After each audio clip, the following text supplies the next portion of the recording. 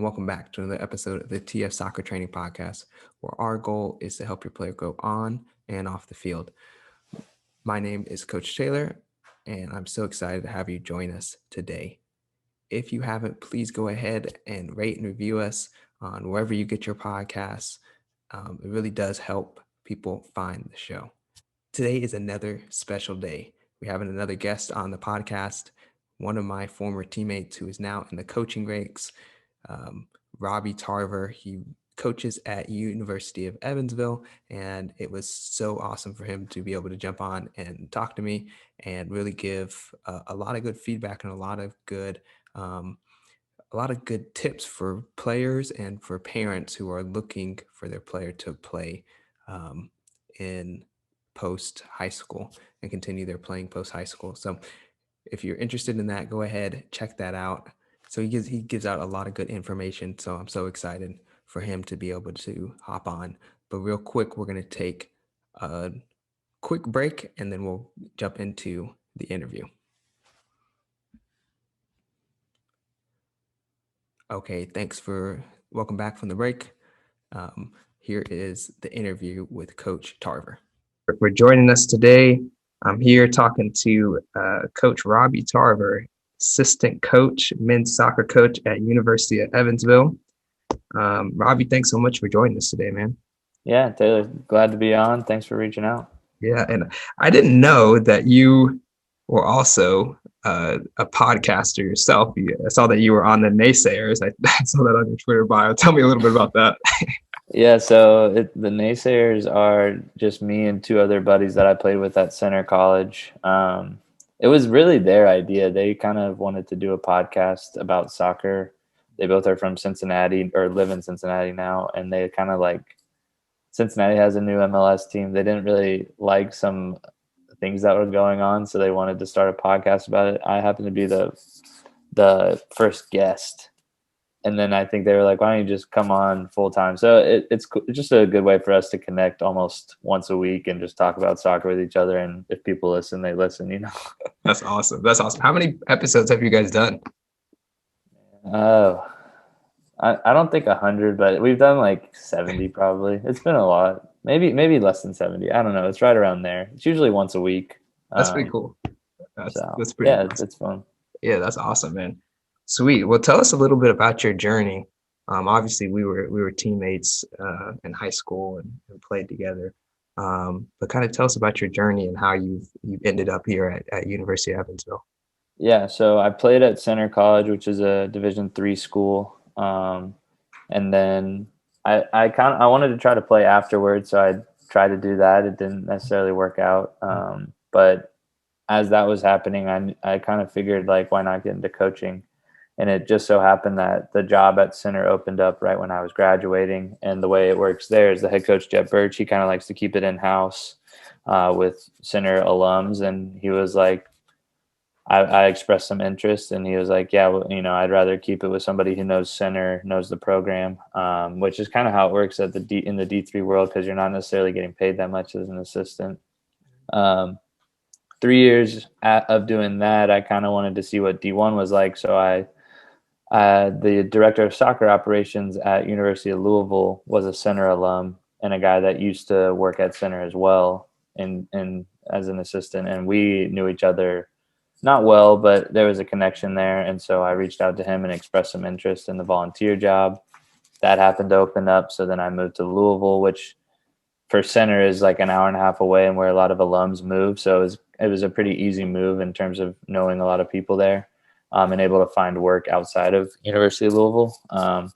So I was there for 3 years again, and then and got to work with some great people. And the head coach at the time was really successful, and they had been to Final Fours and national championships or finals. They lost in the final in 2010, I believe. But then I guess it was right around a year ago.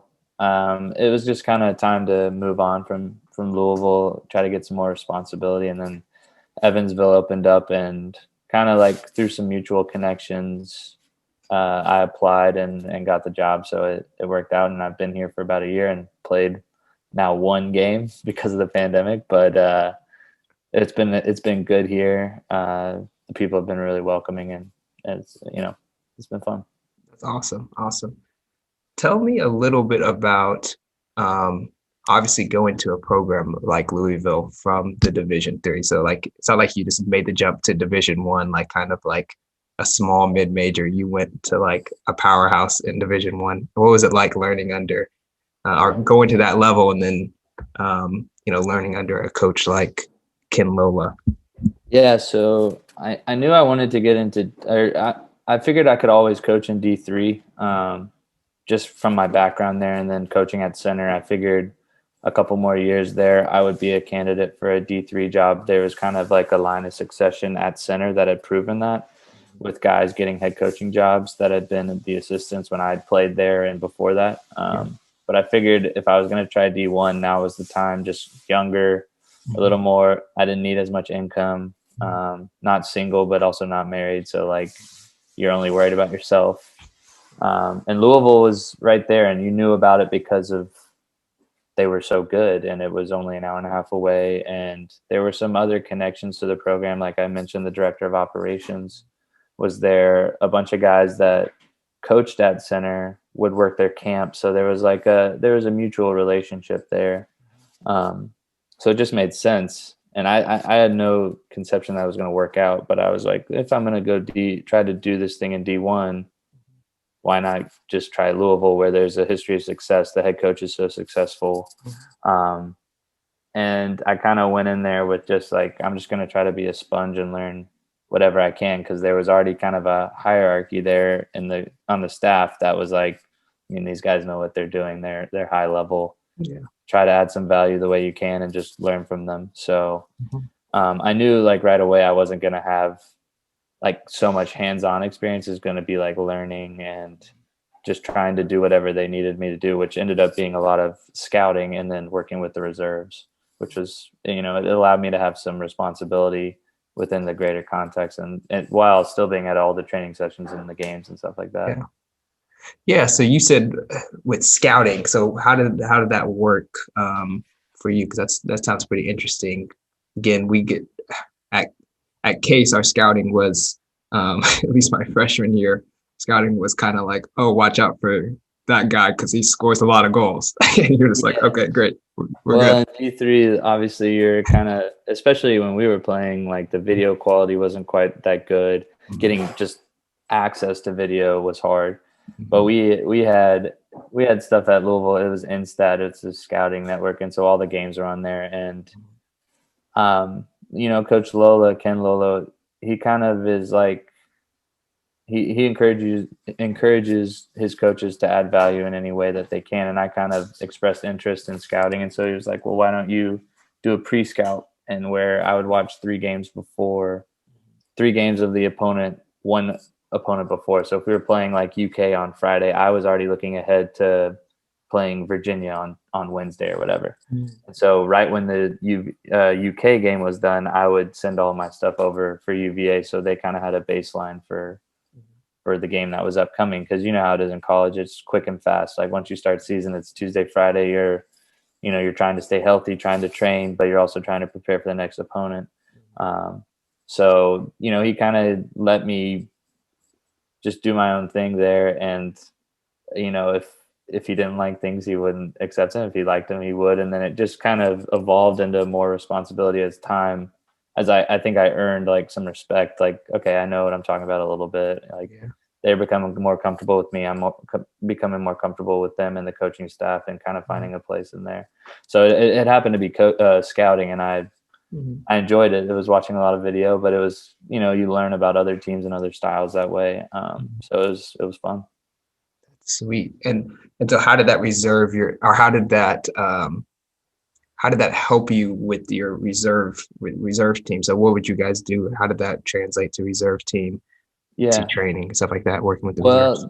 So basically the first 2 years I was there, I didn't travel with the team when we were on the road. And so not everybody would travel, and there was a larger roster my first and second year. So it was about 30 guys and about 20 would travel. So I would have the 10 guys that didn't travel, I would train them. So it was basically within they wouldn't tell me exactly what to do, but it was within the philosophy of like most of the training sessions that we did, but obviously tailored to only 10 players. So Mhm. a lot of like principles, trying to just, increase the you got freshmen coming in who are good players, but maybe not necessarily ready to contribute at an ACC team because you're Mhm. just the jump in level is kind of big for some guys.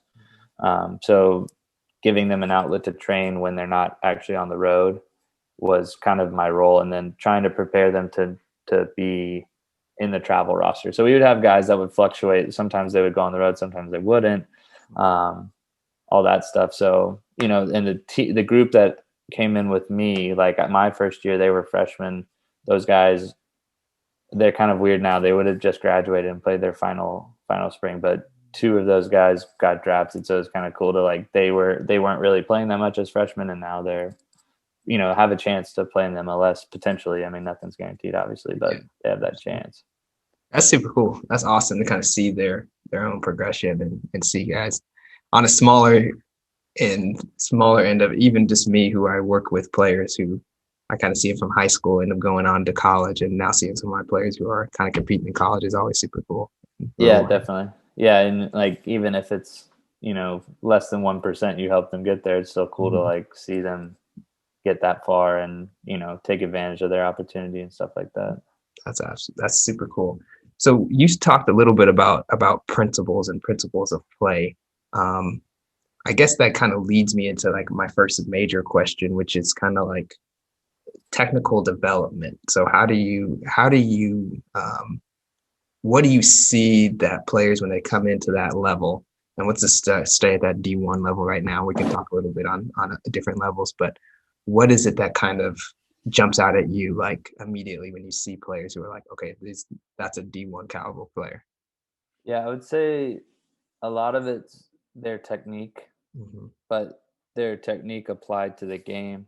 So like performing whatever soccer act it is, but doing it at the right time in the right space at the right speed. And I think it kind of sticks out when you can it's almost one of those things you can't really explain, but you know it when you see it. It's like, wow, he did that turn in that spot and then felt like there was a defender here, so he played it to the other direction. And like it's really hard to teach that sort of thing because like obviously training is great and working on technique is amazing, but then being able to perform that technique in a game like situation where you have the external stimuli of opponents and stuff like that, that's when I think you can really see who's applying the technique to the game, and where I think the biggest step is for some of the players, not only from high school to college, but like high level D1 players to guys that are pretty good, Mm-hmm. and then obviously pro guys are on the next level when it comes to that stuff. Oh, absolutely, absolutely.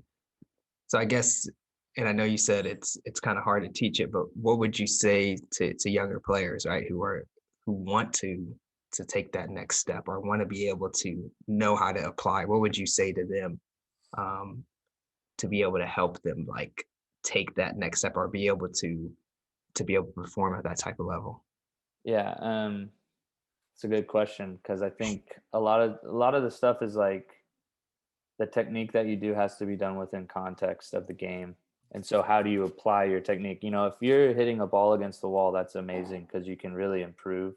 And like personally, I found I developed a lot once I went to a racquetball court and was just like banging the ball off the wall and trapping it. Like me and you, Yeah, we were more physical players than technical absolutely, players when, especially in high school. absolutely. Uh, when I was in college, towards the end of my time there, like just going into a racquetball court and working on my technique was really good. But then having a coach, and one coach sticks out, this guy named Lee, he coached me in PDO, like applying concepts and technique to like situations in the game.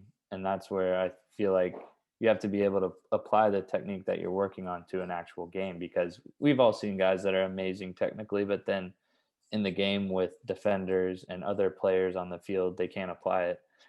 So I think that's the biggest thing is like do have really good technique, but be able to contextualize it within the game. Yeah, and so but I mean, I think the biggest thing that you said was like having a coach who was able to tell you that. right? And so Yeah. how important is that, of that kind of, I feel like there's like this gap in development. So there's people who are saying push the technique, right? But it's like, how do we get them to make that jump, right? And like you said, it was a good coach who told you, okay, we need to be able to apply this to the game. So what would you say to different coaches out there, or what would you say to players who are like, okay, I want to take my development to my own hand, but how do I do that if I don't have a coach who's able to kind of tell me how to apply my technique to the game?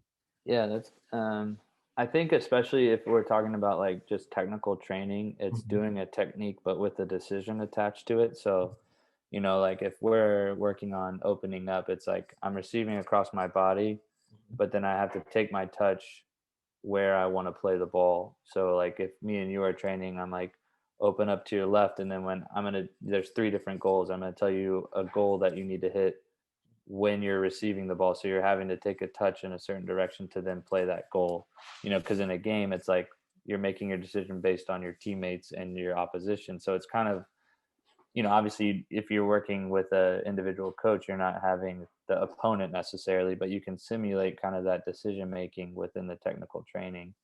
Um, and then it's seeing the situations arise in the game. Like for us at Evansville, a big thing is like finding a forward pass, but then supporting that forward pass.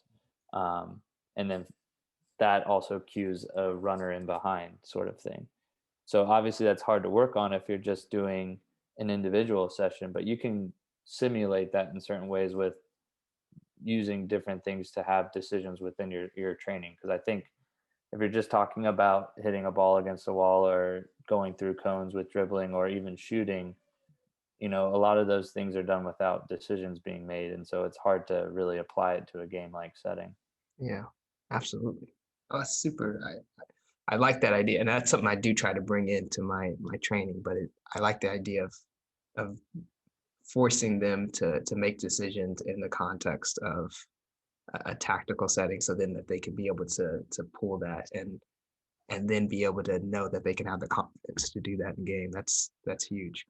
Right. Um, so I guess my next point is kind of on that similar vein, but kind of switching to the mental side of it, is how do you what character traits, what mental traits do you see in those players who are at that top level in NCAA and in Division One? What do you see that allows them to be not only technically brilliant or tactically aware, but also mentally strong enough to be able to perform at that level?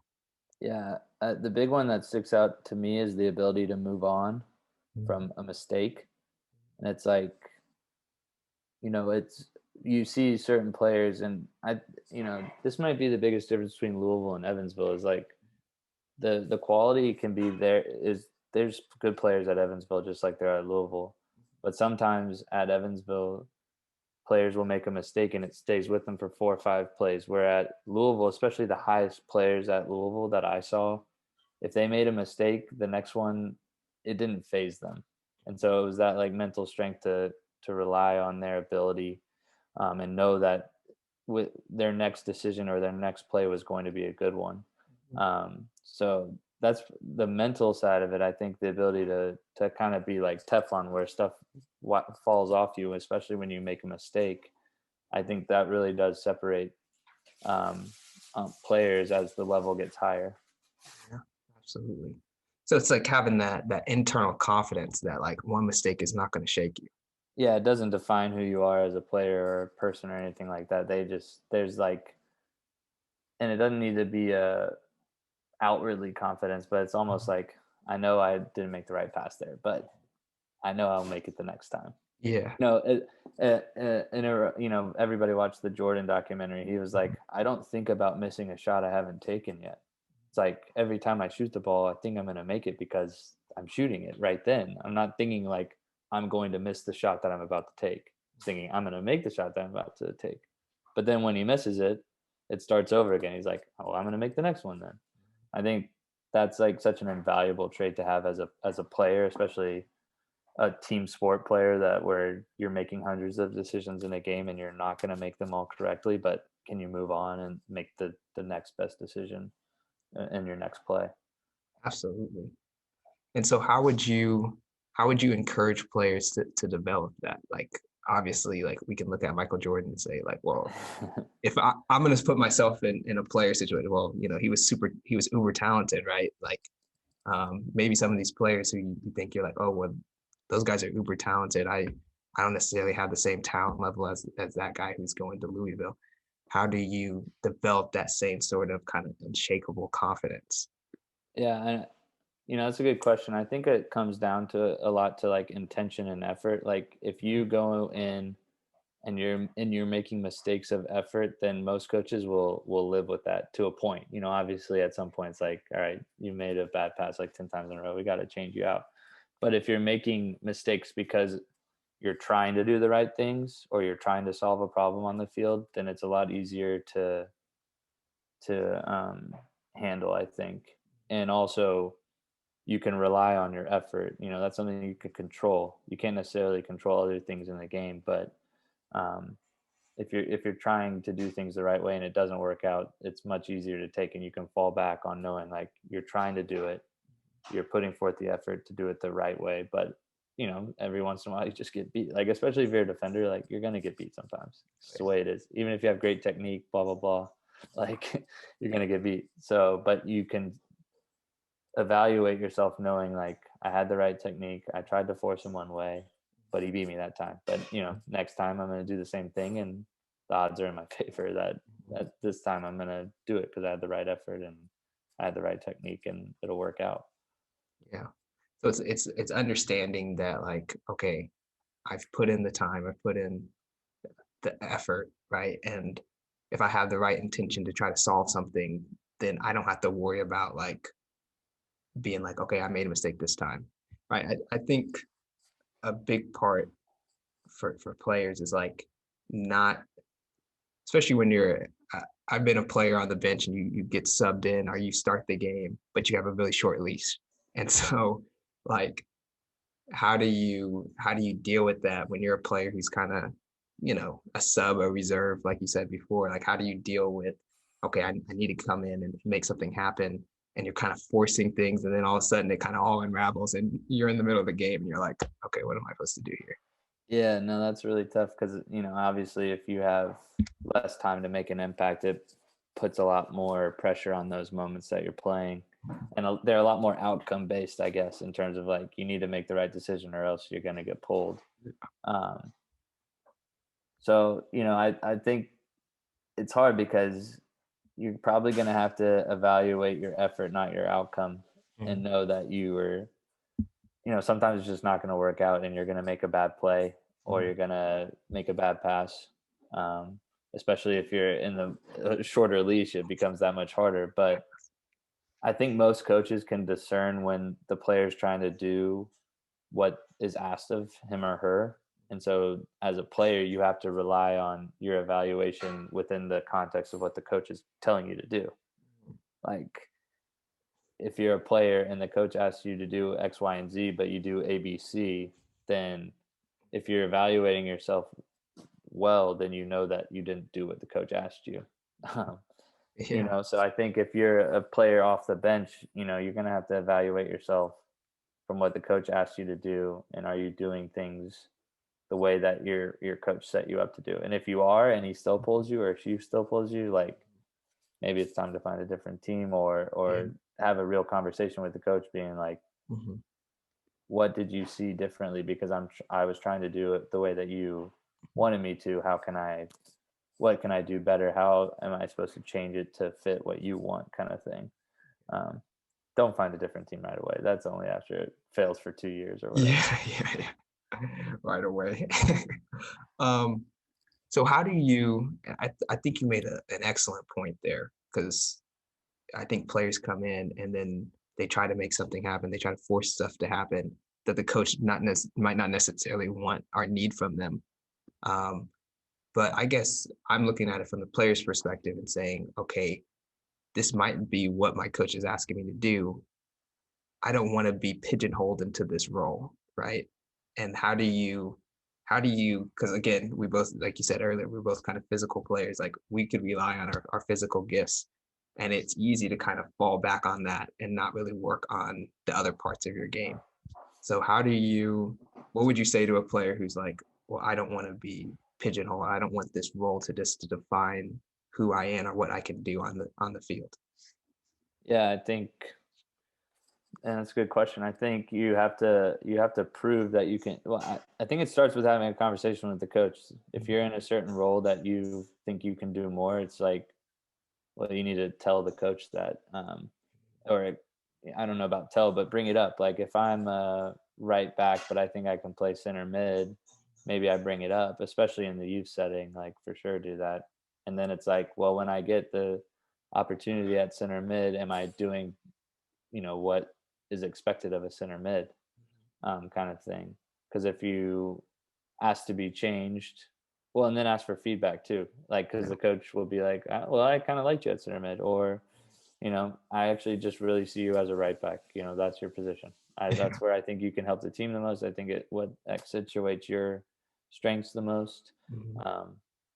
And it's a game of opinions, so not Yeah. everybody's going to agree with everything, and that's Yeah. just the start. The cold hard reality is it's a game of opinions. You might not Mhm. agree with mine, but most coaches are trying to do what's best for the team, and if they explain it in such a way, I think it's a lot easier for a player to take that. It's like, look, you might think that you're best at center mid. For me, within the team context, you're better as a right back, and I think you help the team more. And if you still cannot handle that, then it's going to probably be a tough working relationship from there on. But I think you can still work through it. It's just like, how do you take the feedback and how do you apply what the coach is asking you to do? Yeah, absolutely. Okay. So kind of moving to because you brought up at the youth level, right? Are you still doing, I know the last time we had spoke, you were kind of still doing stuff on the club side. Are you still doing stuff on the club side? So I haven't done it since last January. The plan Mhm. was to get involved in Evansville once Mhm. once I was kind of settled, but then settled didn't happen with the pandemic happening. So I think eventually here I will do some club at some point, but as of now, I have not coached club in a year. And that's partially just due to external extenuating circumstances more than anything else. Gotcha. Um, so Okay, fair enough. I guess my question, like my follow-up question to that would be like, what would you say to parents who are like kind of having these conversations? Maybe they're having these conversations with their youth players who are saying, okay, this is what the coach is saying, but I need you to go. Like, how would you have the parent, the child, and the coach all deal with that situation? Kind of like what you said, where this is a game of opinions. How do you approach that, or how would you like the parents to approach you in that situation? Yeah, no, and that's a great question. And in my time of coaching club, I never had too many parent problems, I guess, or like issues, not really just problems from the parent standpoint, but where we Mhm. just blatantly didn't agree with what was going on. And I think if the biggest thing is respect. It's like, look, if I'm the coach, I'm in charge of team, I'm worrying about 20 individuals. I know as a parent, you are obviously worried about your kid that's on the team, and I don't think as not a parent I can really understand that yet of what that really feels like, because our Mhm. head coach at Evansville, he's always like, I never understood parents until I had my own kid, and then I was like, wow, my kid's never wrong, like he was kidding a little bit. It was a little tongue-in-cheek, but Yeah. I think as a coach without kids, Mhm. it's hard to really know what that feels like. But at the same time, I think parents need to understand that almost every coach, unless proven otherwise, has the whole team's best um, intent. Like they want what's best for the team at the end of the day, and that might not be the best for your individual kid in an individual game, but overall, they're trying to do what's best for the team. Yeah. So I think you're trying to manage Mhm. manage that as a coach. You're trying to manage that at the club level for sure. But Mhm. I think if most coaches are receptive, if it's done in the right way, that Mhm. it's like, if you come to me as a player and you want to change positions, or you really Mhm. think that you can play a different spot or do different things, it's like, okay, thanks for telling me. Now can you do that at training? Mhm. Improve that. And then if it still comes down to it where there's not an agreement with that, you know, then it's more of an explanation of why. And at the end of the day, especially as you get higher in age and level, it's like, well, I think a kid's better than you there, Yeah. and that's a tough conversation, obviously. But I Mhm. think at a point it comes to that. There's simply better players. And I think both of us experienced that as we Mhm. tried to keep playing after college, is like there's an end for everybody's playing life. Mhm. Some guys it's before high school, some people it's in high school. Mhm. Some people it's after college. Some people it's when they're a Hall of Fame professional player. Yeah. Yeah. Everybody has the end of the line somewhere, and Exactly. or their peak. And Mhm. that's a hard conversation. But I think same thing. If it's done with respect, then it can be done well. And knowing that if the coach has the best for the team in mind, usually it'll work out for each individual pretty well. I think you Sorry, I said feel like something. I kind of rambled on that No, one, no, but no. I thought you made a lot of good points actually, because like I think what you said about respect, right? When it comes down and that I think was that your main point was respect, and like if you have this level of mutual respect between one another, um, you can have those conversations, right? And how much how much of that is kind of coming from the coach, right? So how does the coach in that situation be able to build that kind of respect? Or even I would say even kind of take it a step back, like how do you make an environment like that where parents can feel comfortable coming to you and then also they can um, you know, they can come to you, but they that they're gonna come to you in a respectful way because again, I work with parents, I work with different players, obviously in a smaller scale, but that respect portion is something that I try to always give to them. And I think in return, I end up getting that a lot back from the players in my program and the parents in my program. yeah, I think a lot of it is tied to communication. If you're pretty clear with as a coach with your expectations on how things run with your team or your organization, and how kind of like the chain of communication as well. Like for me, I always wanted, especially when you're working with older players, I wanted the player to come to me with an issue of playing time, position, and then if we couldn't solve it there, then let's have a parent become involved if it becomes like that. And so I think I made that clear to the players first. I want you to feel comfortable enough to tell me when you're unhappy, because I think as you get older, it's an important quality to have as well, that to feel empowered enough to speak up about your own place if you're unhappy. Yeah.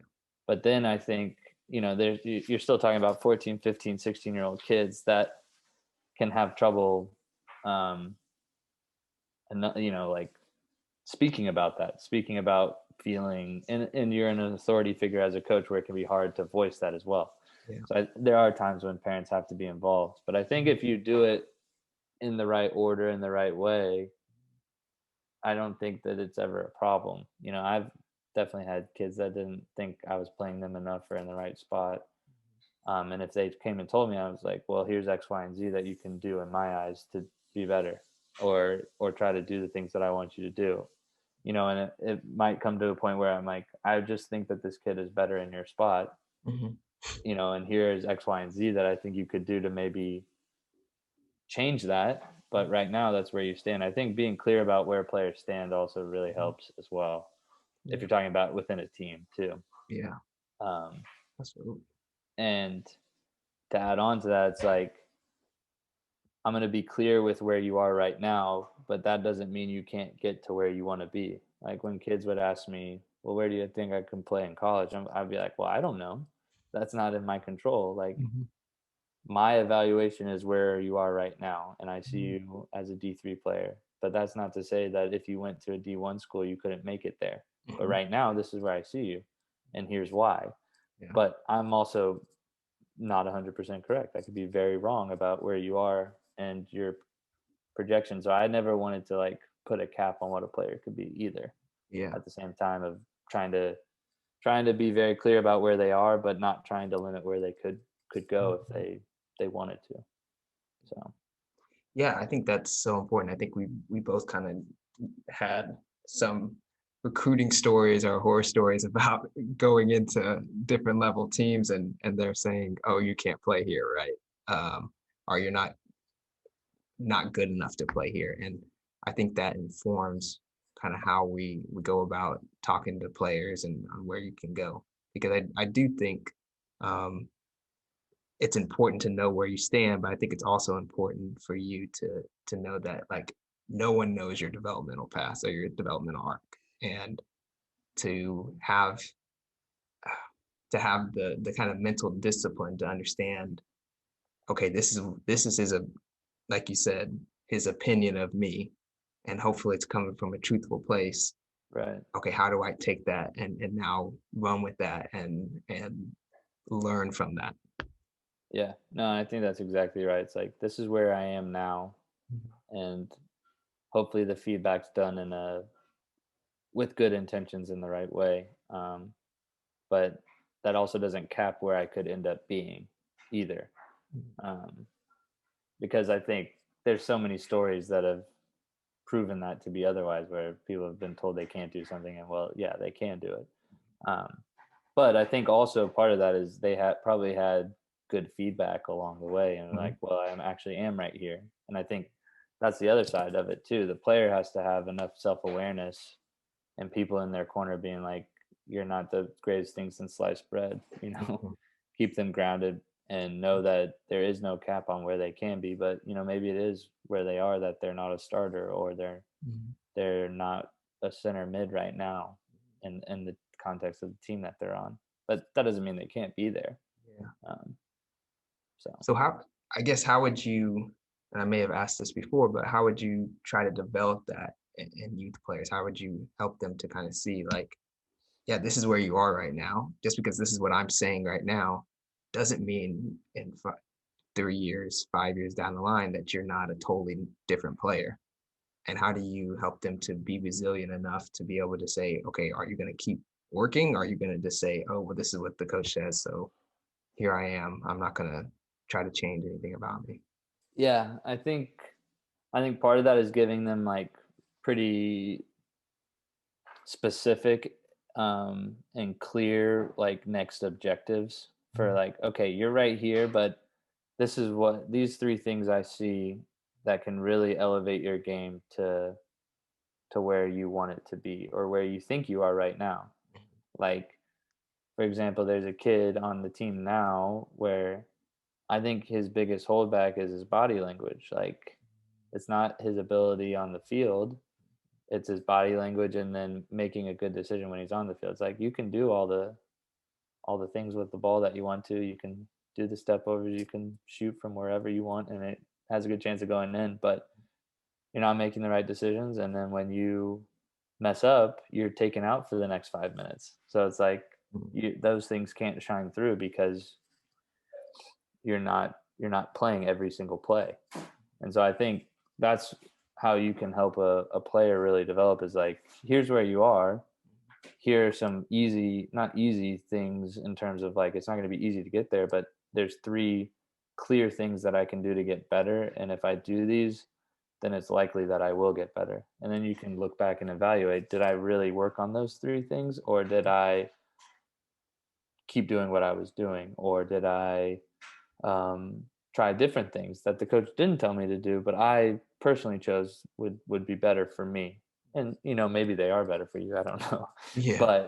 but at the same time, it's like, when you really look back on it after a year, did I work on those three things, and am I actually better at them, Mhm. better than I was at them after a year of working on them? And most of the time, I think you'll say yes, and I think that'll show.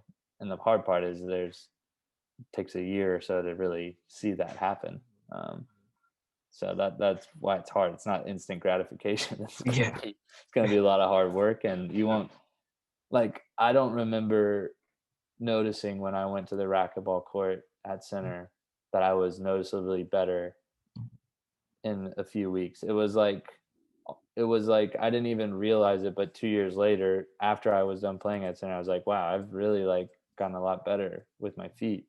Yeah. To the point where now, if I play with guys I play with in college, which you play pickup with them or whatever. Like the guy that coached me at center as an assistant, we played Monday night indoor when I was in Louisville. He was like, "You are a completely different player than you were when you were at center." I was like, "Yeah, I know. Too bad I wasn't like this when I was at center." But it was like that work finally saw its fruit, but I didn't even realize that it was growing fruit until 2 years down the line. I didn't really see it until all of a sudden I took a step back and was like, wow, I really am farther along than I thought I was. And it kind of hits you all of a sudden, but it still like takes a lot of work, and you almost got to stop evaluating yourself every day. You're like, it's like watching yourself grow or something, or watching the grass grow. You can't really tell after a day, but you can tell after a couple months or a year that, wow, it's really grown. Yeah. Oh, I love that. That's a great image. Like knowing that it's going to take time, right? You can't just go and like, as much as you want it to change, you want that grass to grow a little bit faster. I'm thinking hair, like you want that hair to grow, right? Yeah, you got a bad haircut. You want it to grow out a little bit, but it's just going to take some time. Yeah, absolutely. Yeah, I think those are excellent points, because again, something I always try to preach to my players is like you have to put in the work. Like there's no like sugarcoating. There's no, as much as I can give you great feedback, are you going to take that and then say, okay, I'm going to make this mine and really work on what Taylor is telling me that to work on? Or am I going to just say, okay, that sounds great, coach, and then I'll see you next week, and then nothing has changed, and you can tell they haven't touched the ball at all. Yeah, exactly. I mean, it's like when I took saxophone in 6th grade, I didn't practice every day, so I wasn't that good. You know what I mean? Like I said, I practiced, but I didn't really practice. I was probably playing soccer or basketball or something, which I was getting better at because I was actually spending time doing those things. There's no substitute for sweat equity. Yeah. And, I think most people know that, but there really just is no substitute, and it just takes time. And, time can be a burden because it just takes a while. Yeah. Right. And you won't see it right away. Yeah. Speaking of you and saxophone, that's like me in band. I played band and I was in band in high school. I don't think I ever brought that clarinet home. Yeah, exactly. It's like I would threaten my sister to tell my parents that I had practiced the saxophone. Yeah. Like, hey, you got to tell them that I practice. Like, well, I didn't practice, but I had my sister tell them that I did. Yeah, I never practiced. But anyway, I don't want to take too much of your time, but I do want to kind of end here with, I mean, you've given a lot of good information, but what would you say to players who are looking to play? I do have some players who are interested in playing at the Division I level.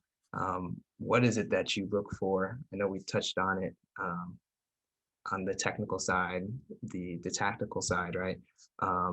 But what is it that you're looking for from the total athlete? Like if somebody reached out to you today, and like what would kind of pique your interest? Yeah, no, I think it's a good question because most coaches at any level are getting a lot of emails or texts or calls.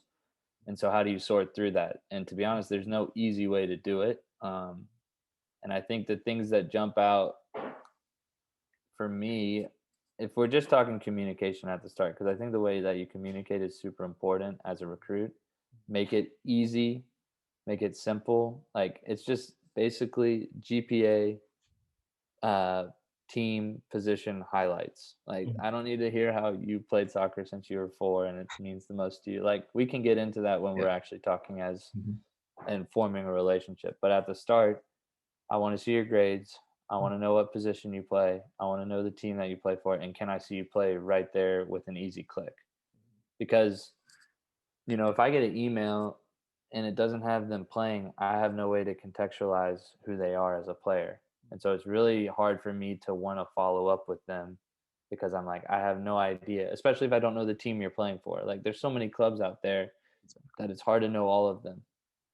So if you don't give me any video, it's really hard to know what you are. Like I don't even know what you look like. You know what I mean? Like if I know what you look like, it's a lot easier for me to visualize who you are and the story that you're telling. But then on top of that, I think, and this goes into it because there's not a lot of a time, assumptions are made quickly or quick reactions. And so your grades are the easiest thing to cut people out on, right? It's the easiest thing. If you have a 4.0, most coaches are giving you the benefit of the doubt, right or wrong. They're making assumptions that you can take care of yourself.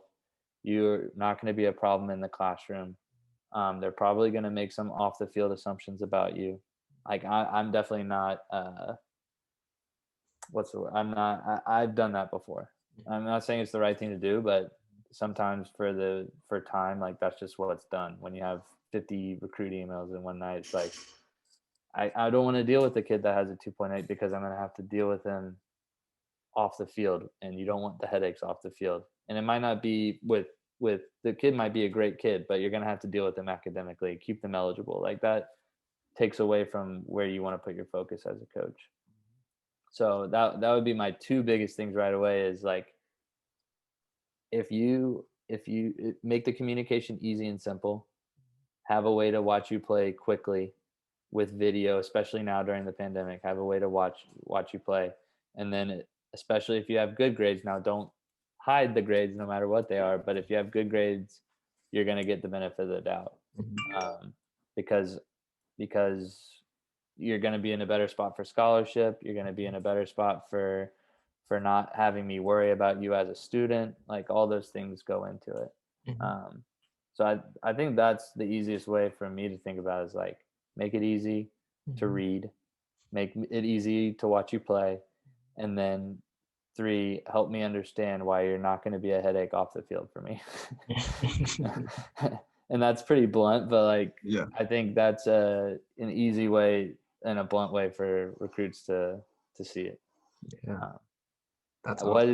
What is gonna show me that I'm only gonna have to worry about you on the field. And obviously I want to get to know you as a person, and if there's problems that arise, we're going to solve them together. Yeah. But can you control the things that you're supposed to control as a student, especially? And you're not going to be a problem with the school administration. Those pretty simple things. Yeah. And for complete transparency, if you're a better player, there's a sliding scale with that stuff.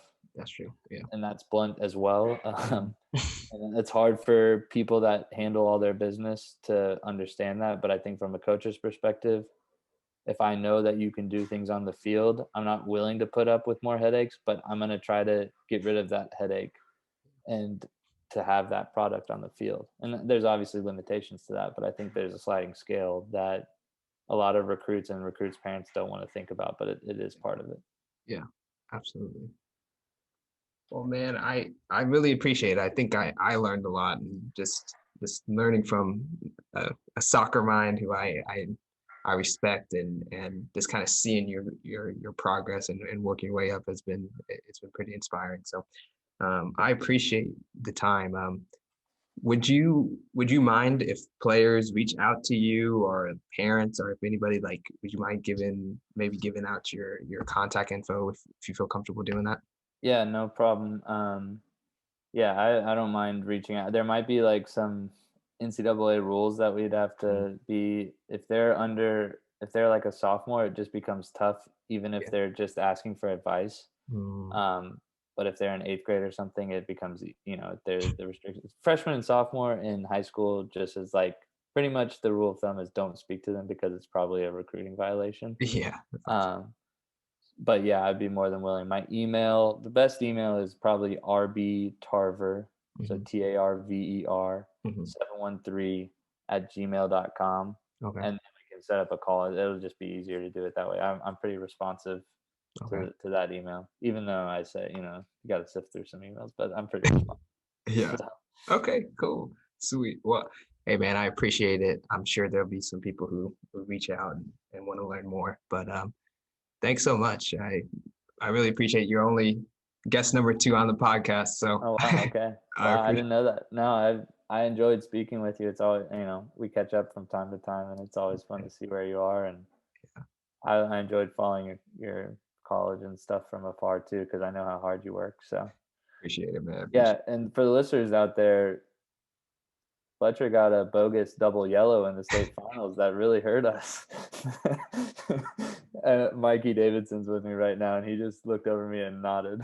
He's like, "Yep, that did happen." Oh man, tell Mikey said what's up. I'll tell him for sure. That's what's up. Yeah, I see that ref all the time, ref in MLS games. I know. I actually text Coach every time he refs something. Coach McDonald will text me and be like, "He's on it again," and I'm like, "I don't know how that guy's I think he was rated the best MLS ref last year or something." I was like, man, he must have just really had a bad day for us. I don't know. He was off. Like I'll never forget him looking over to the side and then making the call. I was like, "You didn't see the play. I know you didn't see the play." Yeah. There's like 0% chance anybody is knowing what we're talking about, but yeah, no, but that's fun. that's awesome. That's awesome. All right, Robbie. Well, I appreciate it, man. Best of luck with your guys' season and everything, and hopefully, you guys will be able to do well this year. Yeah, I appreciate it. It was good talking to you, Taylor, and let's keep in touch for sure. Okay, that's all for today's show. Thanks again to Coach Tarver, for jumping on the podcast. Really appreciate all the help. Again, I've linked his contact information in the description box below. If you are interested in learning more, feel free to reach out to him. If you're interested in learning more about our training programs and what it is that we offer and what we do with our private training program, our different technical training programs, feel free to reach out, look at our website, or feel free to reach out and text me directly as well. My number is in the box below. Thanks again. And until next time, please take care.